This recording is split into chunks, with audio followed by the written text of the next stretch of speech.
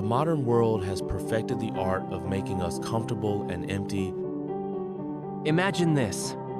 You wake up to another day, same routine, same distractions, same vague sense of unease. You scroll through your phone, absorbing fragments of news, entertainment, and other people's lives. You work, you eat, you consume, you sleep. And yet, beneath it all, there's a quiet, gnawing question. Why does none of it feel like enough? You've done everything you were supposed to. You followed the script: education, career, relationships, maybe even success by society's standards. But something is missing.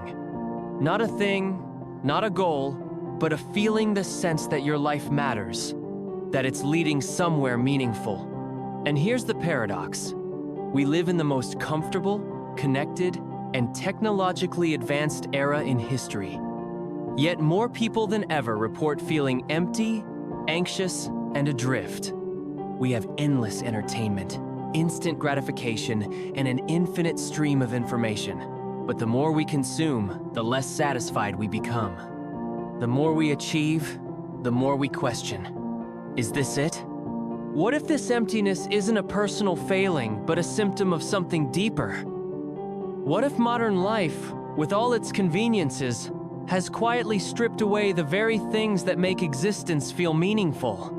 And most importantly, what if the solution isn't adding more to your life, but uncovering what's been taken from you? This is not just a question of happiness, it's a question of survival. Because a life without meaning is not just unfulfilling, it's unbearable. And the answer lies in understanding why the modern world is designed to make you feel this way and how to break free.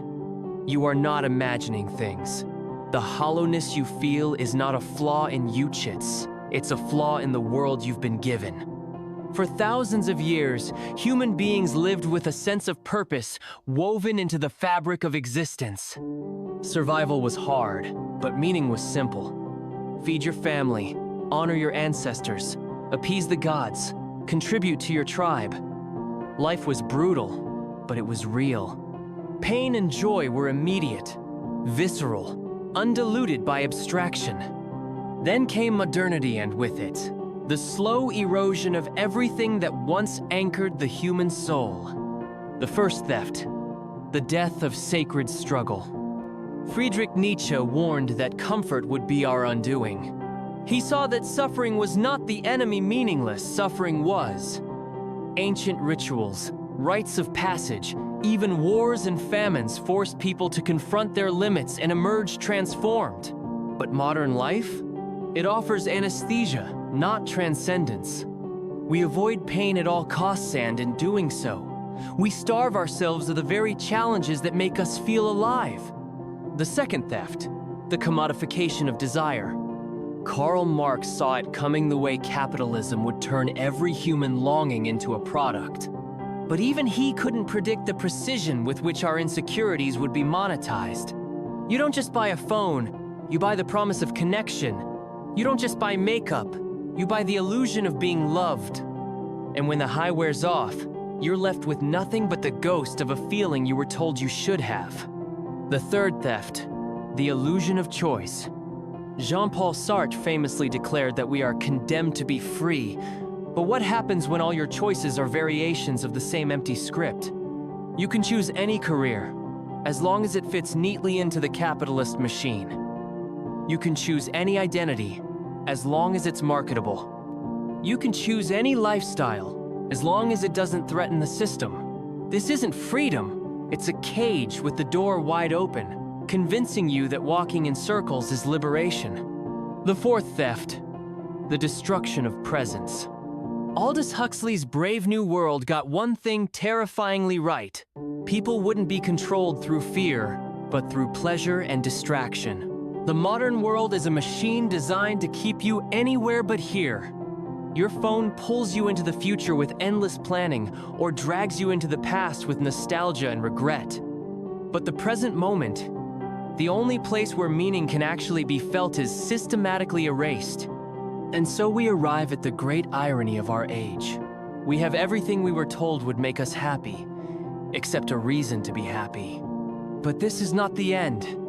It's the beginning of a rebellion. Because once you see the theft taunts, you recognize the void not as your failure, but as the footprint of something stolen. You can start to take it back. The void doesn't just make you restless, it rewires you. At first, it feels like boredom, a low-grade irritation with life. Then comes the numbness, the compulsive scrolling, the inability to sit quietly with your own thoughts. You mistake this for burnout, or depression, or some personal deficiency. But the truth is far more unsettling. Your brain is adapting to a world that no longer demands your full humanity. 1. The addiction to distraction. Neuroscience confirms what the ancients feared. The brain craves what it's fed. When you drown in notifications, cheap dopamine, and endless stimulation, your capacity for deep focus atrophies. Like a muscle left unused, the parts of your mind that ponder, create, and endure quiet suffering weaken. This isn't just about willpower, it's about environmental conditioning. The modern world is a Skinner box designed to keep you pulling the lever on more email. One more like, one more episode. And with each pull, the silence grows louder, the emptiness more pronounced. 2.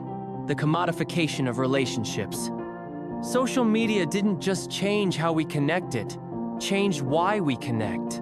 Friendships become metrics. Love becomes a performance. Even loneliness is monetized therapy apps, AI companions, parasocial relationships with influencers who don't know you exist. Viktor Frankl, who survived the Holocaust, wrote that meaning comes from responsibility to others, to a purpose, to something beyond yourself. But modern relationships are increasingly transactional, temporary, and terrifically lonely. You have hundreds of connections and no one to sit with in the dark. 3. The rise of synthetic struggle. Since real challenges are scarce, we invent them. Gym memberships replace survival fitness. Online arguments substitute for tribal conflicts. Self-improvement becomes a treadmill of optimizing habits, buying courses, and chasing an idealized self that doesn't exist. Carl Jung warned of this. Neurosis is always a substitute for legitimate suffering. When life lacks real trials, the mind creates its own anxiety, obsessive self-criticism, imaginary disasters. The psyche would rather suffer meaningfully than float in a void. 4. The death of ritual. For millennia, humans marked time with rites of passage, births, deaths, transitions into adulthood. These rituals transformed ordinary moments into sacred ones. Now, birthdays are Facebook notifications, funerals are live-streamed, adulthood is delayed indefinitely in a haze of gig jobs and video games. Without rituals, life becomes a flatland and no peaks, no valleys, just an endless, undifferentiated stream of days. 5. The spiritual malnutrition. You can survive on fast food, but you'll feel like garbage. The same is true of the soul.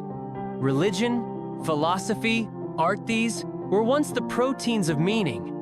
Now we're spoon-fed motivational quotes, faux spirituality, and the toxic positivity of good vibes only. Nietzsche saw this coming. God is dead, and we have killed him. But he also warned that nature abhors a vacuum. Into the void rush consumerism, political fanaticism, and conspiracy theories, anything to fill the hunger for something bigger. The silent crisis. This isn't just about individual unhappiness, it's a collective sickness. Rising suicide rates, political polarization, conspiracy theories, mass shootings, all symptoms of a world that offers everything except a reason to endure it. But here's the turning point. Seeing the disease is the first step to curing it. The next question is the most dangerous one. What do you do once you realize you've been starving in a banquet hall? The first step out of the void is the most violent, because it requires tearing yourself away from the very things that numb you. This is not about self-care or mindfulness as the world sells them. Those have become just another industry, another way to monetize your despair. Real rebellion is refusing to play the game at all. 1. the radical act of doing nothing. Try this. Sit alone in a room for 20 minutes with no phone, no distractions, no agenda, just you and your thoughts. For most, it's unbearable. The mind thrashes like a caged animal. Where's the stimulation?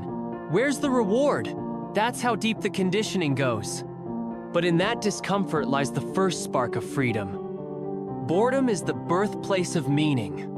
When Dostoevsky was imprisoned in Siberia, deprived of all distractions, he discovered depths of himself that comfort had hidden. Only when the noise stops can you hear your own voice. 2. Reclaiming suffering. Modernity treats pain as a glitch to be fixed. Medicate it, therapize it, optimize it away. But the ancients knew better. Suffering is the chisel that sculpts the soul. Ask yourself, what if your depression isn't a chemical imbalance, but a wake-up call? What if your anxiety isn't a disorder, but the friction of a soul growing too big for its cage? Nietzsche's formula is brutal but true. What does not kill me makes me stronger. Not through toxic positivity, but through transformative struggle, the kind that forces you to evolve or break. 3. The anti-consumer mindset. Every advertisement whispers the same lie. You are incomplete until you buy this. Break the spell. Delete shopping apps for 30 days. Walk through a mall and observe how your body reacts to the craving, the emptiness, the manufactured desire. Ask before every purchase, is this serving my life or am I serving it? 4. Cultivating useless skills. The modern world values only what can be monetized. Rebel by learning to cook just for the joy of it. Writing poetry no one will read. Memorizing the names of trees in your neighborhood. These acts are revolutionary because they have no economic value. They exist purely because you choose to honor your humanity. 5. The art of dangerous reading. Forget self-help books. Read what unsettles you. Dostoevsky on guilt and redemption. Camus on staring into the absurd. Jung on facing your shadow. Philosophy is not academicids. Survival training for the soul. 6. Building a personal ritual. Create your own ceremonies. Light a candle each night to reflect on the day. Write letters to your future self. Take solo walks with no destination. Rituals are the antidote to the endless scroll they carve sacred space in profane time. The turning point. This rebellion isn't about adding more to your life. It's about stripping away everything that's not you. The void you feel, that's not emptiness, it's space. Space to build something real. But the final revelation is even more profound. Here is the secret no one tells you. Meaning was never lost. It was only buried under the rubble of other people's expectations, under the weight of a world that profits from your disconnection. The great paradox? You already know this. Somewhere beneath the layers of conditioning, there's a version of you that remembers a self that doesn't need to be told what matters. That's why the distractions never fully work. That's why the achievements leave you hollow. That's why in rare, quiet moments, you feel the ghost of something deeper calling. The first truth. Meaning is a byproduct, not a goal. You've been searching for meaning as if it were a destination. But meaning isn't found, it's forged in the act of creating when no one is watching. Loving despite the risk of pain. Choosing integrity when compromise would be easier. Viktor Frankl survived Auschwitz not by asking, what can I take from life? But, what does life demand of me? This is the inversion that changes everything. The second truth. You are already free. Sartre was right about one terrifying thing. We are condemned to freedom. Every moment, you're choosing even when you pretend you're not. The job that drains you, you renew the contract every morning. The relationships that diminish you, you tolerate them. The chains are made of stories. I can't. I shouldn't. What will they think? Break them not through some grand gesture, but through 1,000 small rebellions. saying no when you mean no, wearing what you actually like, admitting what you truly want. The third truth: the sacred is hidden in the ordinary. You've been taught that transcendence requires gurus, retreats, or psychedelics, but the mystics knew better. A cup of tea tasted fully, a conversation where you truly listen, the weight of a child sleeping in your arms. The meaning of life isn't some grand theory, it's the imprint your attention leaves on the world. The final realization: modern life feels meaningless not because meaning is gone, but because you've been trained to overlook it everywhere it actually exists. In struggle, in connection, in creation, in the unbearable vulnerability of being fully alive. The way out isn't forward, it's down. Down into your own depths. Down into the messy, glorious, painful reality you've been avoiding. There's a reason every hero in every myth must descend into the underworld before rising transformed. Your emptiness isn't the end, it's the invitation. Will you answer?